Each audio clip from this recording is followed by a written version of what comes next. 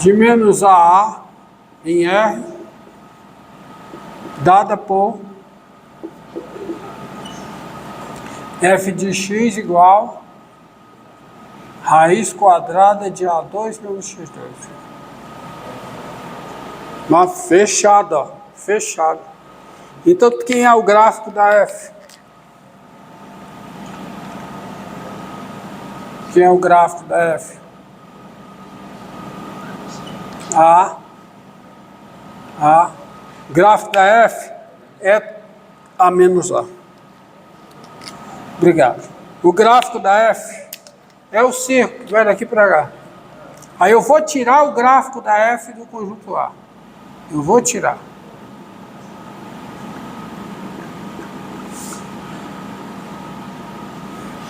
Então, tudo que fica aqui, que é o R2 menos o gráfico da f, esse conjunto, que é o R2 menos o gráfico da f, esse conjunto é aberto. Agora pegue como sendo intervalo aberto. Aí não é, você vai ver que não está certo. Então precisa ser intervalo fechado. Então, com isso aí, o desenho genérico de um conjunto aberto é assim, né? Ó.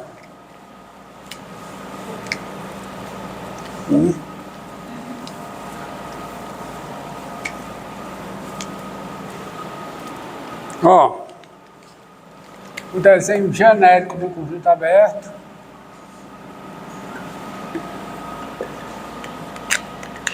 limitado, por exemplo, já.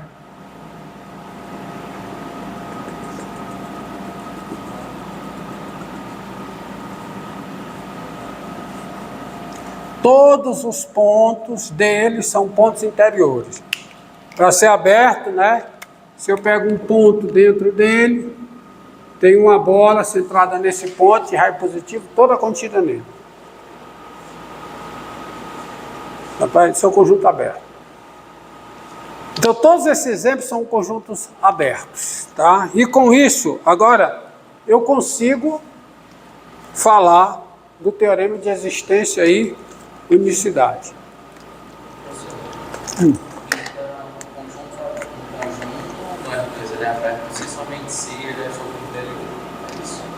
Ele é igual, exatamente.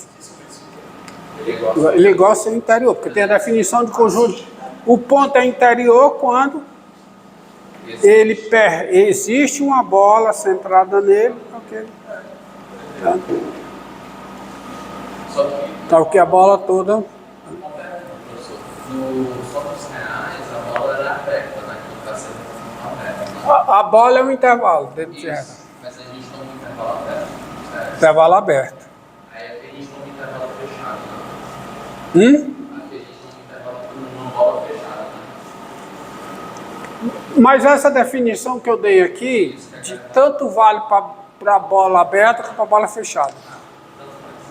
Não é só você, porque dentro de uma bola aberta tem uma bola fechada, dentro de uma bola fechada tem uma bola aberta. Então, tá? Não faz diferença no conceito. Mas o fato é o seguinte, aí vamos ao teorema. Teorema de existência, esse teorema é o que nós chamamos de teorema de existência e unicidade para as equações diferenciais ordinárias, tá? O teorema é o seguinte, sejam ômega contido em R2, um conjunto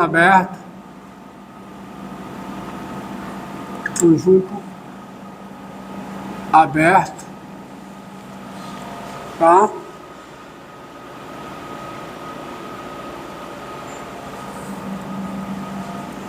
F de ômega em R, uma função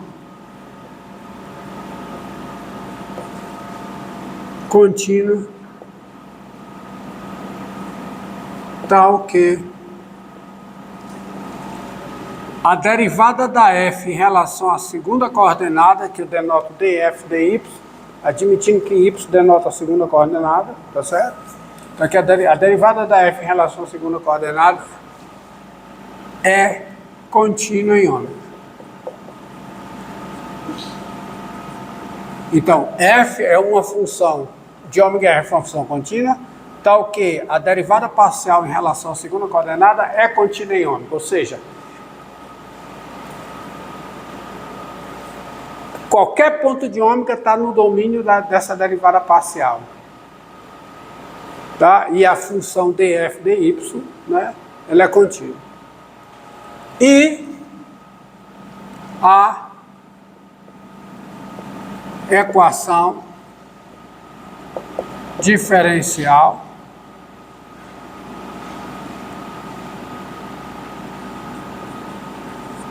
seguinte equação diferencial: f' de x igual a f grande de x, f de x, a forma geral, tá? Tá bom? Equação diferencial. Equação diferencial. Então, sobre essas hipóteses, as hipóteses aqui qual é? F de ômega é uma função contínua, tal que a derivada parcial em relação a y também seja uma função contínua. Isso ocorre, fatalmente ocorre. Para não acontecer, tem que ser uns casos muito estranhos, tá? Não tão estranhos, porque... Não tão estranhos, porque se você pegar a função f de xy, ó, olha aqui. Você pegar a função f grande, pega essa função. F grande de xy igual a raiz de x2 mais y2. Quem é o domínio da f? Quem é? É o R2. Que é aberto. Claro, o R2 já é aberto. Tá bom? Mas quando eu pego a derivada df dx, isso não é tão estranho não. Retiro o que eu disse. X sobre x2 mais y2, isso é a derivada parcial. Df dy no ponto xy. Df dx no ponto xy. E df dy no ponto xy, isso é y sobre raiz de x2 mais y2. Então, veja você que df dx e df dy não são contínuos no domínio da f. Que esse o ômega aqui é o domínio da f. Não são contínuos. Tá certo? Não são contínuos. Porque o domínio delas duas, quem é? É o R2 menos o zero. O domínio da função df dx é o domínio da função df dy, que é o R2 menos o zero. Tá? R2 menos o zero. Tá certo? Então, mas aí eu posso, se eu restringir o domínio da f como sendo o R2 menos o zero. Se eu restringir o domínio, então está nessa condição. Se eu disser, olha, a f é isso, o seu domínio é esse. Tá? Aí, beleza, eu tenho isso, mas... Entendido? Então, isso aqui não está... Tá. O domínio tem que ser igual, né? O domínio das Não, ele está falando que a derivada parcial ela tem que ser contínua no domínio da f. Domínio da f. Basta ser contínua. E basta que, aqui nesse teorema, basta que a derivada parcial em relação à segunda coordenada seja contínua. Tá? Não precisa... A função tem que ser contínua. E tem que ter a derivada parcial em relação a y e ela tem que ser contínua. Tá certo? No domínio da f. Tá? Então basta você trabalhar num conjunto ômega onde isso aconteça. Restringe o domínio da f. Tá certo? Se não tá certo, então você trabalha bem. São verdadeiras as seguintes afirmações. São verdadeiras, agora que começa a brincadeira. São verdadeiras as seguintes afirmações. São verdadeiras as seguintes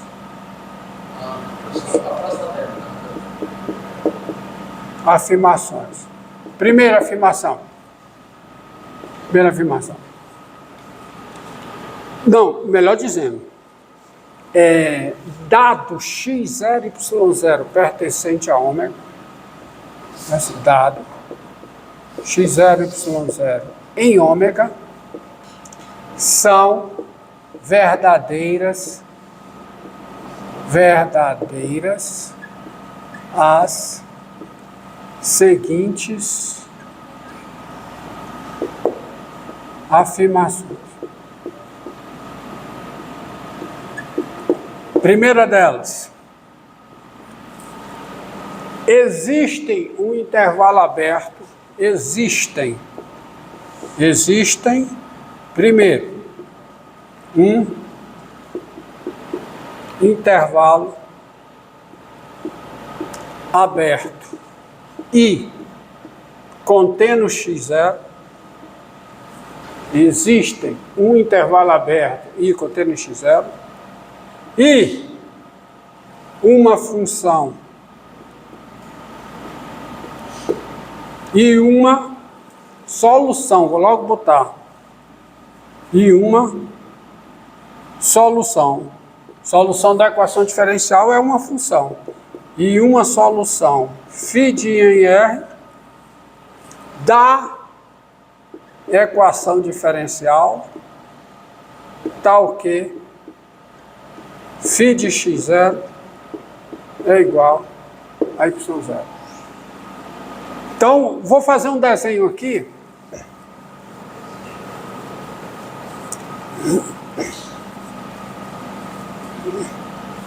Então, para ser solução, para todo x em I, o par x φ de x tem que estar no domínio da f, tem que estar em ômega, e tem que valer φ de x é f de x φ de x. Para todo x pertencente ao domínio da ômega, que é o I. Então, olha aqui, ó. Vou colocar o desenho aqui, porque o espaço eu vou escrever mais coisas lá. Então, a primeira coisa que esse teorema está dizendo é que é o seguinte. Pega, supõe que está aqui o y e está aqui o x. Então, você tem, ó, o seu ômega aberto. Tem um ômega aberto. E você tem aqui, ó, o par x0, y0. Então, aquele teorema lá está dizendo o seguinte: existe aqui um intervalo I aberto e uma função de I em R que é solução da equação diferencial e que no ponto x0, y0 é y0. Ou seja, tem uma solução da equação diferencial passando por esse ponto. Isso é o gráfico da φ. Entendido?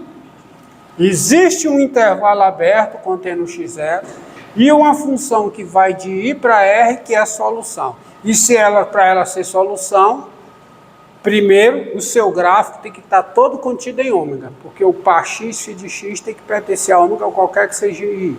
E ela satisfaz a equação. Então tem uma solução da equação diferencial passando por esse ponto. Então, a existência está garantida, ou seja, qualquer que seja o ponto, tem uma solução da equação que no ponto x0 é y0, cujo domínio é um intervalo aberto I contendo x0. Entendido? Agora, segunda afirmação, a unicidade. Se psi de I em R, do mesmo I, tá? Desse mesmo I daqui, se psi de I em R é solução, essa função aqui é solução da mesma equação diferencial, desta equação aqui, cadê? Desta equação aqui, com psi de x0 igual a y0, então, psi de x é igual a φ de x qualquer que seja o x pertencente aí. Ou seja, elas são iguais. Eu não posso, esse teorema diz que uma solução definida nesse intervalo I, tá certo, que está lá, que no ponto x0, que no ponto x0 é y0, ela é única. Eu não vou poder ter uma outra solução e outra, quer dizer, eu não posso ter uma solução psi diferente da φ cujo domínio é o mesmo intervalo I passando por esse ponto. Passando por esse ponto, quer dizer, com um gráfico passando por esse ponto. Eu não posso ter isso aqui com a psi enquanto função diferente da φ. Não pode ocorrer. Se você pegar outra solução, em princípio outra, né? Passando por esse ponto, ela não é outra, ela é a própria φ. Tá? Outro resultado. Resultado mais é se I1 e I2 são intervalos abertos, contendo x0 e φ1 de 1 em R e φ2 de 2 em R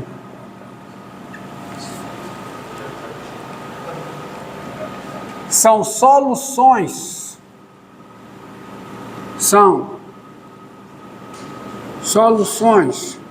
da equação diferencial dessa equação aqui com os dois intervalos abertos contendo x0 e você tem duas soluções, uma com domínio I1, outra com domínio I2. Soluções da equação diferencial com φ1 de x0 igual a φ2 de x0 igual a y0. Então, φ não, psi, viu? Psi1 de x é igual a psi2 de x, qualquer que seja x pertencente à intersecção dos dois. E a quarta, que para mim é a mais importante, tá? É a mais importante. Isso aqui é localmente, mas você trabalhando um pouco, você... É que existe um intervalo aberto, existem, primeiro, um intervalo aberto. Então, isso aqui não pode ocorrer. Isso aqui não pode ocorrer. Então, tem essa solução.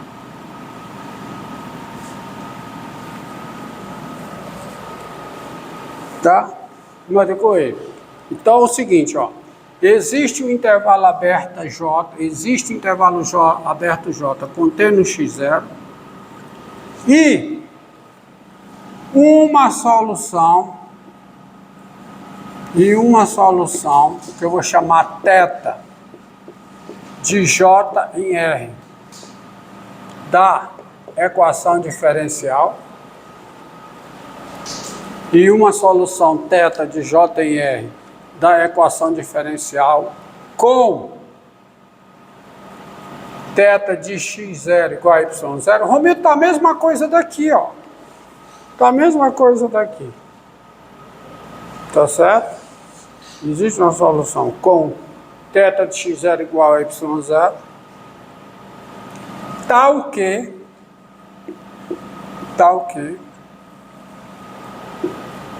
se K é um intervalo aberto contendo x0 e psi de K em R é uma solução da equação diferencial com psi de x0 igual a y0, então, primeira coisa, o K está contido em J.